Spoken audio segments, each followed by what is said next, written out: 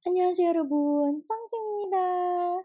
여러분, kali ini kita akan membahas mengenai tata bahasa Korea.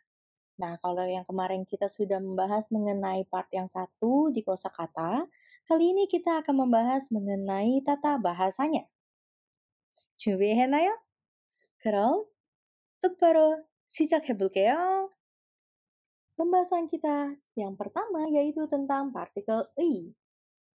Walaupun tulisannya adalah "i", tetapi orang Korea sering membaca partikel ini sebagai "e".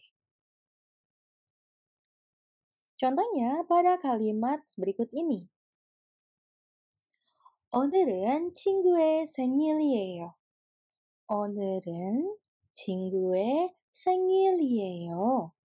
Yang artinya, hari ini adalah hari ulang tahun teman. Enggak cuma bunyinya yang berubah, tetapi partikel ini juga suka disingkat atau kadang-kadang suka dihilangkan ketika berbicara. Contohnya pada bentukan nae 친구. Na yang artinya aku, lalu ditambahkan dengan partikel yang e ini, walaupun tulisannya adalah i gitu ya, lalu digabungkan dengan kata 친구. 친구 ini artinya berteman. Jadi, nae 친구 disingkat bentukannya menjadi bentuk 내 친구, 내 친구. Yang artinya adalah temanku. Lalu untuk bentukan cho yang artinya saya, lalu bumonim adalah orang tua. Gitu ya. Ketika tulisannya menjadi cho bumonim, maka dia akan disingkat menjadi je bumonim. Je bumonim. Orang tua saya. Selanjutnya dari bentukan noe sarang. Dari noe sarang ini dia akan disingkat bunyinya sehingga menjadi bentuk ne sarang. Ne sarang yang artinya adalah cintamu. Tetapi orang Korea jarang bilangnya ne sarang. Kenapa? Karena bunyi ne sarang ini akan terdengar sama dengan bunyi ne sarang yang ini, yaitu yang artinya cintaku. Sehingga ne sarang yang bentukannya cintamu sering orang Korea bilang sebagai ni sarang, cintamu. Bacanya atau diucapinnya aja nih yang bunyinya ni, tetapi tulisannya masih tetap ne sarang. Selanjutnya, 우리의 선생님. E-nya ini suka dihilangkan, sehingga dia akan menjadi 우리 선생님, yang artinya adalah guruku. Partikel E ini digunakan untuk menyatakan beberapa hal, yaitu yang pertama adalah untuk menyatakan kepemilikan. Contoh kalimatnya, 나의 휴대폰. Disingkat menjadi 내 휴대폰. 휴대폰 artinya adalah handphone. 내 휴대폰 memiliki arti handphoneku, telepon selulerku, HP-ku. Selanjutnya, partikel ini juga digunakan untuk menandakan suatu hubungan. Contoh kalimatnya yaitu 한국의 언어는 한국어라고 해요. 한국의 언어는 한국어라고 해요. Yang artinya adalah bahasanya Korea adalah bahasa Korea.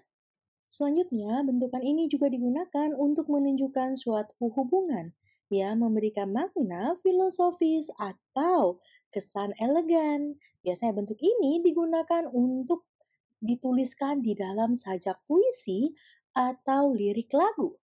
Contohnya adalah bentukan 너의 의미, artinya dirimu.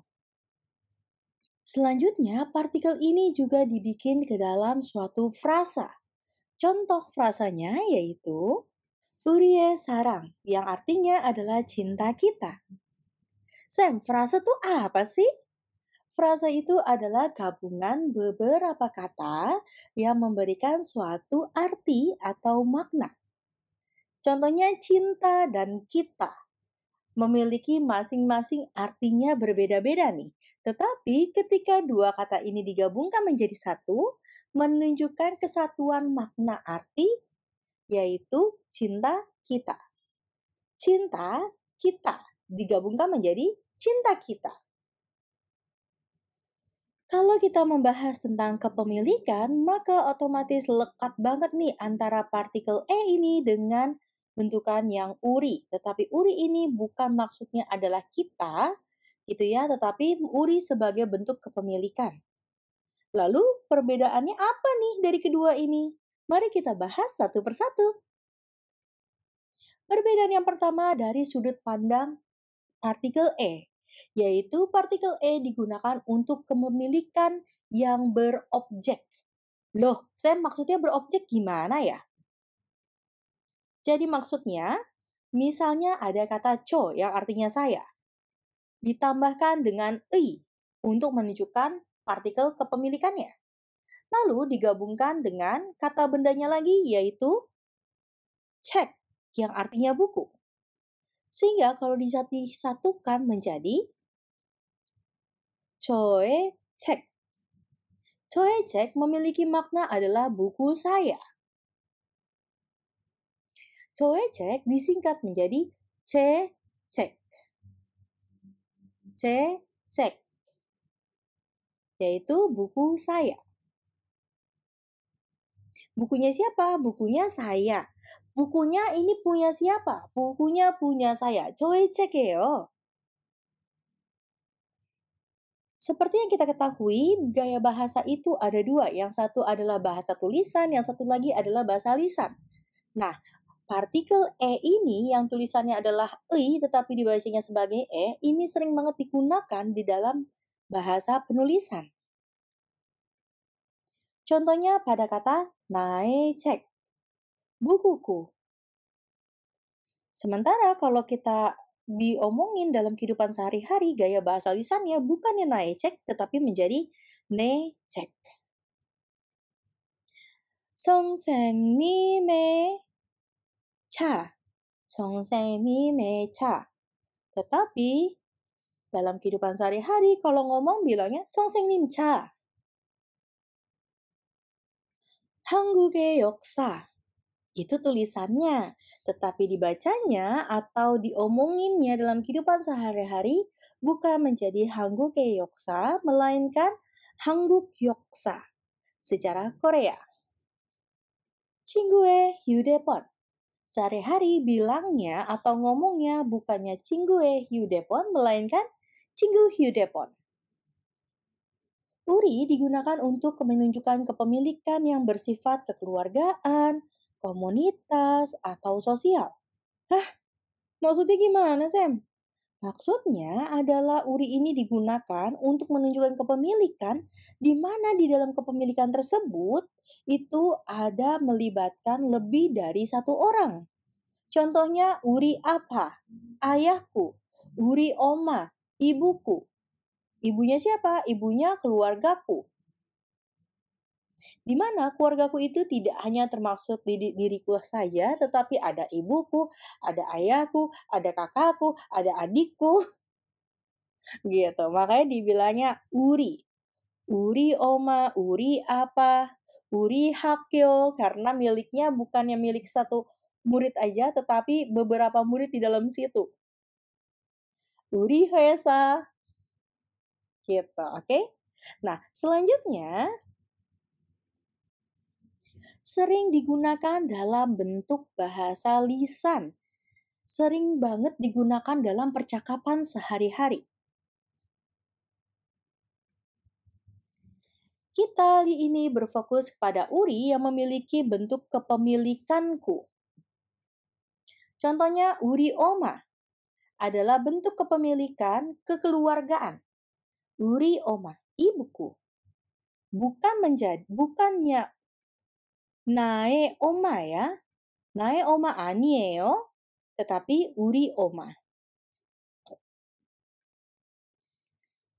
Uri apa? Ayahku.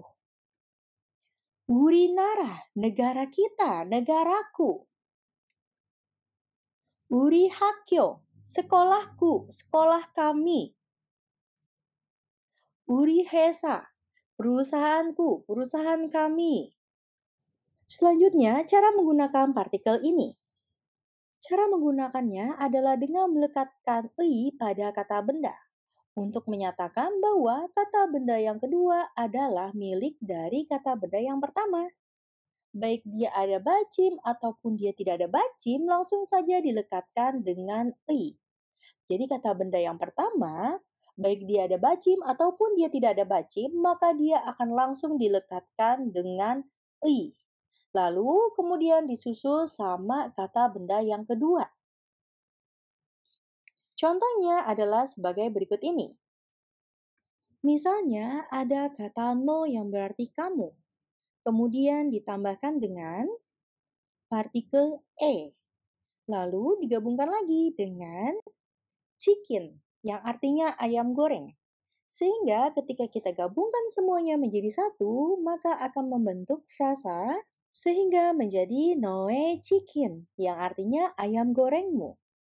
Kita masukkan ke dalam kalimat yuk. Menjadi contohnya berikut ini.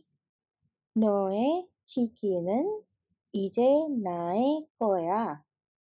Tetapi orang Korea biasanya nggak ngomong kayak gini. Sama orang Korea itu disingkat lagi. Bukan jadi noe atau nae, melainkan menjadi 니 치킨은 이제 내 거야. 니 치킨은 ayam goreng lo atau ayam goreng punya lo. 이제 sekarang 내 거야. punya gue. Hehehe.